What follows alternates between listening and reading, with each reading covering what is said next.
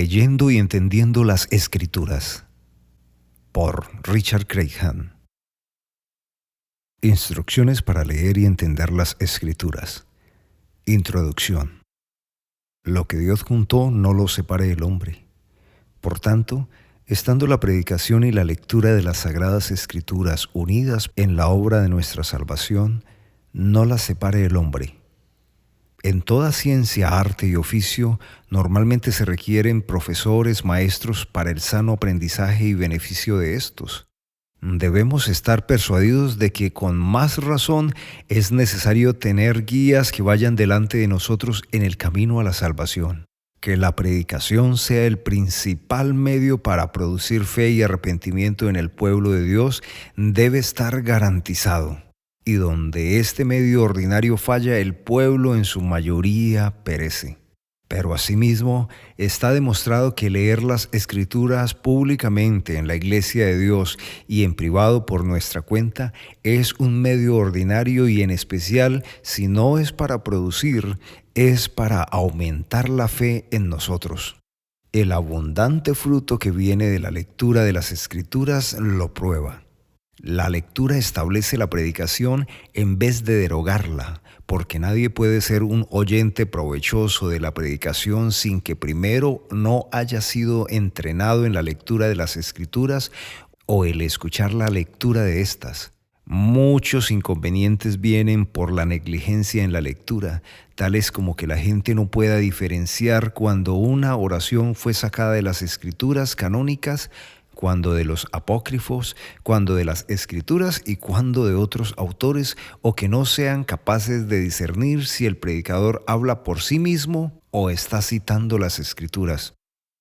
De nuevo, la lectura ayuda al juicio, las memorias y afectos de los hombres, pero especialmente sirve de confirmación de su fe, lo cual puede ser probado con el ejemplo de los hombres de Berea. Lea Hechos capítulo 17, versículo 11. Sirve para discernir los espíritus de los hombres. También lea 1 de Juan capítulo 4, versículo 1 al 3. Para hacer confesiones sólidas de nuestra fe, para frenar los labios de nuestros adversarios y para responder a las tentaciones de Satanás y de los malvados. Pero debido a que el hombre peca no solo en la negligencia de leer y escuchar, sino también al leer y escuchar mal, las propiedades para leer y escuchar reverente y fielmente deben ser establecidas y son las que siguen. Consideremos 8 en total. Primero, diligencia. Segundo, sabiduría. Tercero, preparación. Cuarto, meditación. Quinto, conversación. Sexto, fe. Séptimo, práctica. Y octavo, oración. Las 3 primeras van antes de la lectura y la predicación. Las 4 siguientes vienen después de estas. La última debe estar antes, durante y después. Consideremos la primera, diligencia. Si la diligencia es necesaria en la lectura de autores profanos, entonces mucho más lo es al leer las Escrituras. La diligencia convierte un camino duro en plano y uniforme, y de buen sabor a lo que de otra forma es duro y desagradable. En nuestra diligencia debemos mantener un curso firme y no ser como aquellos que debido a un impulso o debido a una buena compañía o por una buena acción cercana o por miedo del peligro, etc., leen por un tiempo pero pronto se rinden. Por favor, lea Proverbios capítulo 2, versículo 1 y 2 y Mateo capítulo 13, versículo 44. En segundo lugar, sabiduría. A la diligencia se le debe sumar sabiduría que está en la elección de la materia, el orden y el tiempo. Por falta de sabiduría en cuanto a la materia que se lee, muchos pecan al estudiar otros libros antes que las Escrituras o al buscar en las Escrituras cosas no reveladas, o pasando por encima de aquellas que sí están reveladas, como Juan y Santiago, que buscaban quién se sentara a la izquierda y a la derecha de Cristo, pero buscaban llegar allí. Y sus discípulos dijeron, ¿restaurarás el reino a Israel en este tiempo? Hechos capítulo 1, versículo 6, sin preguntar por los medios para entrar al reino de los cielos. En las cosas reveladas muchos buscarán con curiosidad y afán cosas no provechosas como genealogías y descuidadamente pasarán por alto las cosas que sí deben ser buscadas. Algunos que no saben cómo reformarse a sí mismos hablarán de reformar a la iglesia. Y si el predicador debe darle leche espiritual a los débiles y alimento sólido a los cristianos más fuertes, si él debe aplicar así su doctrina en sus oyentes, entonces mucho más los oyentes mismos deberán aplicar sus propias lecturas a sus propias capacidades. La sabiduría demanda que los hombres estén firmemente fundamentados en los puntos principales de la doctrina. Primero debemos poner el fundamento y luego construir sobre él. También debemos mantener un orden en nuestras lecturas y no estar primero aquí y luego allá, por cuanto es la mejor ayuda para nuestra memoria y nuestro entendimiento. Aquel que lee poco pero de buena manera, se beneficia más que aquel que lee mucho de otra forma. Así como aquel que cojea en el camino correcto va mejor que aquel que corre en otra dirección o fuera del camino. Por tanto, por falta de orden, muchos leen abundantemente, pero se benefician muy poco. La sabiduría debe ser usada para discernir los tiempos, porque no debemos leer siempre y no hacer nada más, ya que algunos ofensores en un extremo son llevados por Satanás al otro. El día de reposo debe dedicarse enteramente a estos ejercicios. Los demás días, por la mañana, al mediodía y por la tarde, es decir, cuando podamos redimir el día de las obras de nuestra vocación, como oraron David y Daniel en estos 3 tiempos, bajo los cuales está contenida toda la adoración a Dios. Debemos hacer todo lo que podamos cada día y ningún día debe pasar sin lectura. Todo lo hizo hermoso en su tiempo. Eclesiastés capítulo 3, versículo 11. En tercer lugar, preparación. Lo que sigue es la preparación. Si algún hombre se va sin ningún beneficio, ni entendimiento o entendió muy poco, la falta de preparación es a menudo la causa. La preparación es el temor a la majestad de Dios, en la fe en Cristo Jesús y en un corazón bueno y honesto con un ansioso deseo de alimentarse con la palabra de Dios. En todas sus apariciones Dios siempre envió el temor primero como su oficial. Este temor provoca una mente enseñable y mansa, como vemos en los hombres de Hechos capítulo 2. Por falta de temor reverente viene toda resistencia, oposición a la palabra de Dios y que los hombres se atrevan a ser descarados con ella. Pero aquel que teme será pronto para oír y tardo para hablar. Esto lo dice Santiago capítulo 1, versículo 19. Y guardarán sus palabras en sus corazones como María. Lucas capítulo 2, versículo 51. Aunque no lo entiendan, aunque pisoteen la palabra y la desprecien, una vez que Dios les enseñe con su temor, entonces reconocerán que es la bendita palabra de Dios. A veces el temor viene sobre los hombres sin que sepan cómo, y si ellos van hacia Dios, encontrarán excelentes bendiciones, ya sea al tener un entendimiento iluminado o con buenos afectos en ellos. Este temor es en respeto a la majestad de Dios y a nuestra propia corrupción para corregir el orgullo de la razón y controlar nuestros afectos. La experiencia nos mostrará que cuando nuestra razón y nuestros afectos son sometidos por la miseria, calamidad, enfermedad y dolor interno, entonces somos enseñables. Y cuando los hombres se equivocan, entonces el orgullo de su razón es castigado, como en los herejes y profanos. Por el contrario, el buen Espíritu de Dios descansa sobre los humildes para aclarar su entendimiento. Pero estos primero crucifican su entendimiento y sus afectos y los ofrecen como un sacrificio a Dios.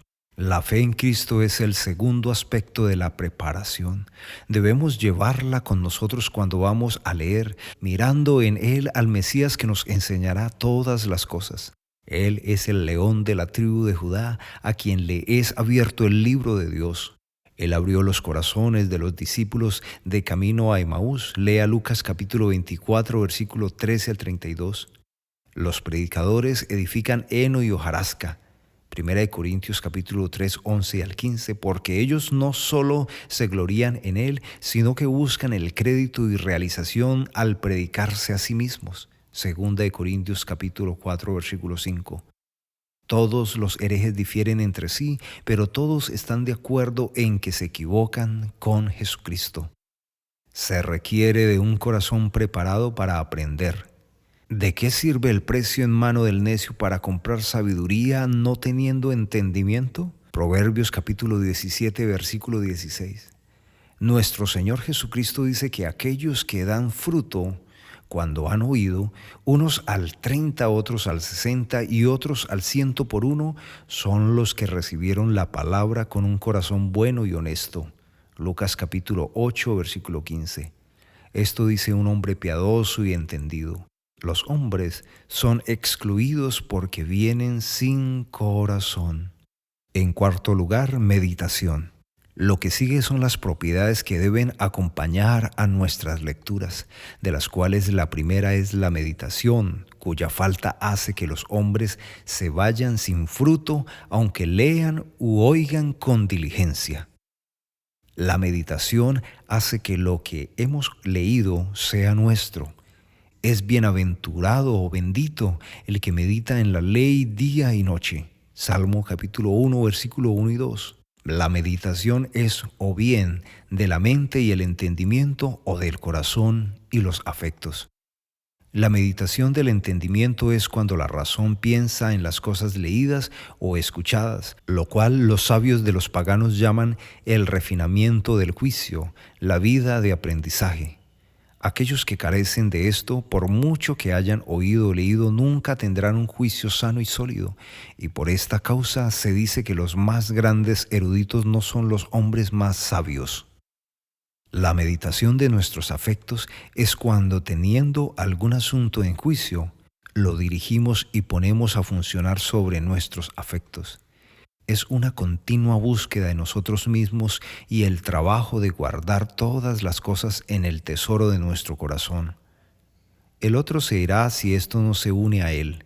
El juicio se irá si no le dedicamos nuestros afectos. La meditación en el juicio va primero. Entonces lo que sigue es que, para que tengamos un sano juicio, o bien tememos o animamos nuestros corazones, no sea que tengamos falsos temores o falsas alegrías. Muchos tienen sano juicio y aún así no tienen sus corazones purificados y conmovidos. Pueden aconsejar a otros, pero no pueden hacerse cargo de ellos mismos porque no unen el afecto con el juicio. La meditación sin lectura es errónea y la lectura sin meditación es estéril. En quinto lugar, conversación. Lo que sigue es la conversación. En los asuntos naturales el hombre necesita de ayuda. Con mayor razón necesita la ayuda de otros en los asuntos espirituales. Hierro con hierro se aguza, y así el hombre aguza el rostro de su amigo. Proverbios capítulo 27, versículo 17. Y así como 2 ojos ven mejor, 2 orejas escuchan mejor, y 2 manos pueden hacer más que una, así de especial es la comunión de los santos, como Dios lo prometió, que donde estén 2 o 3 reunidos en su nombre, Él estará presente con ellos en su espíritu. Lea Mateo capítulo 18, versículo 20. Tal y como estuvo físicamente con sus discípulos en el camino a Emaús. Esta conversación puede ser con ministros de Dios, con nuestros semejantes u otros. Esta regla se debe mantener. Que las conversaciones con nuestros semejantes sean acerca de las cosas que hayamos escuchado de nuestros ministros, así como también deben ser mantenidas en meditación, lo cual es una conversación con nosotros mismos. Por un tiempo debemos, como bebés, colgarnos de la boca de nuestros ministros, porque no podemos correr antes de caminar. No podemos caminar sin un líder. Nadie puede presumir de entender por encima de lo que es adecuado para entender, sino que debe trabajar para entender según la medida de la sabiduría, ya que Dios ha dado a todos la medida de la fe. Romanos capítulo 12, versículo 3. Y una vez que ha puesto el fundamento, luego construye las paredes y los pilares. El eunuco no podía interpretar la palabra sin una guía. Lea Hechos capítulo 8, versículo 31. Pero la había guardado en su corazón como lo hizo María. Lucas capítulo 2, versículo 19. Por falta de verdadera humildad, la conversación es calumniada porque es usada después de una manera malvada sin haber sido firmemente fundamentada en los puntos principales de la religión para hablar de otros asuntos. En segundo lugar, debemos venir con amor, sin enojo, envidia o deseo de victoria. Por tanto, en una conversación debemos usar la preparación de la que hablamos antes. La falta de esta produce muchas discusiones y disputas. Finalmente, debemos procurar que las cosas sean honestas delante de todos los hombres. Romanos capítulo 12, versículo 1. Para que se haga sabiamente sin confusión ni destrucción, y no hacia una gran multitud a la que podamos mostrar nuestras obras delante de los hombres, ni con las puertas cerradas de forma que nadie pueda oír. Esta es la diferencia entre la conversación entre los piadosos o religiosos y los convertículos de los herejes. En sexto lugar, fe. Lo que sigue es la fe. La palabra debe estar mezclada con fe, pero no les aprovechó el oír la palabra por no ir acompañada de fe en los que la oyeron. Hechos capítulo 4, versículo 2. Pero no todos tienen fe. Por tanto, por eso el profeta Isaías dijo: ¿quién ha creído nuestro anuncio? Isaías capítulo 53, versículo 1. Pero cuando venga el Hijo del Hombre, ¿hallará fe en la tierra? Lucas capítulo 18, versículo 8. Todo lo anterior debe ser usado para refinar nuestra fe. Así como el oro antes de ser puro es 7 veces probado en el fuego, así la fe, que es mucho más preciosa que el oro, debe pasar por estos medios. La fe es un incremento de toda esa preparación. Un comerciante debe tener algo antes de serlo, pero se ocupa de aumentar y seguir más. Así, nosotros debemos creer en Cristo Jesús por una fe general, previa, pero debemos usar todos los medios antes mencionados para incrementar nuestro conocimiento y fe en todos los aspectos. Uno puede ser una persona de fe en general y aún así ser un incrédulo en algunos aspectos, como Cristo dijo a sus discípulos: si tuvieres fe como un grano de mostaza, Mateo capítulo 17, versículo 20. Como Abraham, Rebeca y Zacarías tuvieron fe. Hay una diferencia entre la fe y la opinión o conocimiento, ya que nuestro conocimiento y nuestras opiniones se desvanecen en las aflicciones, pero como el oro es probado en el fuego, así la fe resistirá el fuego de la aflicción. Satanás zarandeó a Pedro, pero su fe no falló. No le falló a Cristo, por cuanto Cristo oró por él, por sus discípulos y por todos los creyentes, para que su fe no falte. En séptimo lugar, práctica. Lo que viene a continuación es que tengamos un deseo de que la palabra traiga un fuerte incremento de fe y arrepentimiento. Me has hecho más sabio que mis enemigos con tus mandamientos, porque siempre están conmigo. Salmo capítulo 119, versículo 98. La práctica de los infieles no es nada porque no está unido a la fe. Pero Cristo dice: antes bienaventurados los que oyen la palabra de Dios y la guardan. Lucas capítulo 11, versículo 28. Así también dice Santiago que esto es lo que da certeza de que tenemos fe.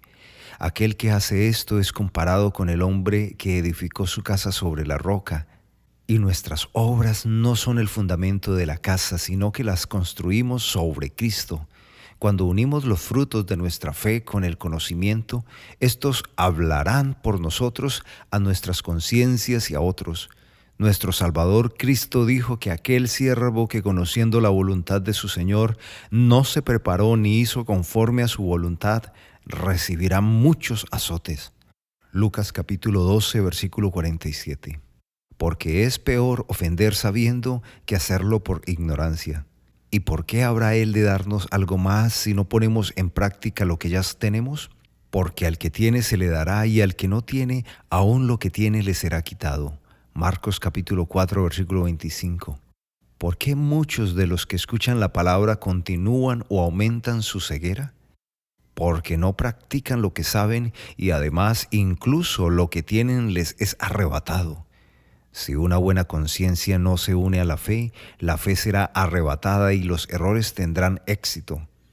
Si entonces somos olvidadizos, debemos admitir que la falta de práctica es a menudo la causa de ello.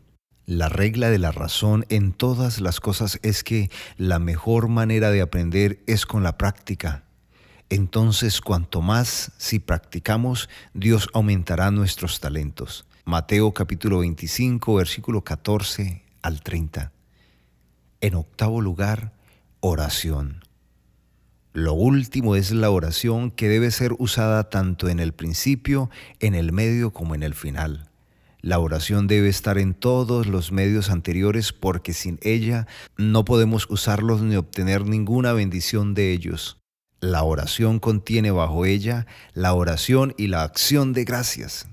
En cuanto a la oración, es evidente que debe ser usada cuando leemos. Antes bien, como está escrito, cosas que ojo no vio, ni oído oyó, ni han subido en el corazón del hombre, son las que Dios ha preparado para los que le aman. Primera de Corintios capítulo 2, versículo 9. Lo que significa no solo las alegrías contenidas en el reino de los cielos, sino también las contenidas en la palabra, y de nuevo en el mismo lugar, porque ¿quién de los hombres sabe las cosas del hombre sino el espíritu del hombre que está en él? Así tampoco nadie conoció las cosas de Dios, sino el Espíritu de Dios. Primera de Corintios capítulo 2, versículo 11. Y si debemos orar cuando llegamos a nuestra comida y bebida para que Dios nos nutra con ellas, entonces ¿cuánto más debemos orar a Dios para que nos nutra con su palabra? Porque de lo contrario no podemos sacar provecho de ello. Y así como nadie se atreve a tocar la comida y la bebida antes de orar, y no tenemos ningún derecho sobre ella antes de que nos sea santificada por la oración, así cuán insolentes son los que se atreven a tocar el libro de Dios sin orar, o piensan que de otra manera tienen derecho a él. Pablo puede plantar y Apolos puede regar, pero el crecimiento lo da Dios. Primera de Corintios capítulo 3, versículo 6. Así que si algunos todavía son insensibles, aunque ya han oído mucho, es porque Dios no les ha revelado su voluntad. Los hombres pueden ser diligentes, pero errarán si Dios no les da su espíritu, y aunque mediten y consulten, serán castigados por dar libertad a su cerebro errante y a su lengua, a menos que oren por el Espíritu de Dios. Muchos descansan en el conocimiento y carecen de fe, porque les falta la oración, y nosotros descansamos en el conocimiento y nunca practicamos, porque no oramos a Dios para que escriba su ley en nuestro corazón, por su Espíritu, para que ahora, no nosotros, sino Él, pueda obrar en nosotros. Aquellos que toman cualquier cosa en mano sin oración, aunque digan que aborrecen el papado, de todos modos lo practican, porque toman sobre ellos poder en sí mismos. En cuanto a la acción de gracias, si estamos obligados a alabar a Dios cuando ha alimentado nuestros cuerpos, ¿cuánto más cuando ha alimentado nuestras almas? ¿Se ofenderá Dios justamente con nosotros si no le agradecemos por nuestros refrescos con las carnes, el sueño, etcétera? ¿Y no temblaremos por temor a la venganza si no hemos alabado a Dios por cualquier luz o cualquier movimiento bueno que haya puesto en nosotros? Por falta de ella, a la iluminación le sigue la oscuridad y a los sentimientos le sigue la muerte. Y así es como Satanás se dispone a quitarnos todas las bendiciones de Dios. David dice: «Bendito tú, oh Jehová, enséñame tus estatutos». Salmo capítulo 119, versículo 12. Esto muestra que debemos alabar a Dios antes de venir a leer. Muchos son fervientes para pedir, pero fríos para dar gracias. Y si damos gracias a Dios, nos facilitará mucho pedir, y Dios no nos castigaría quitándonos sus favores.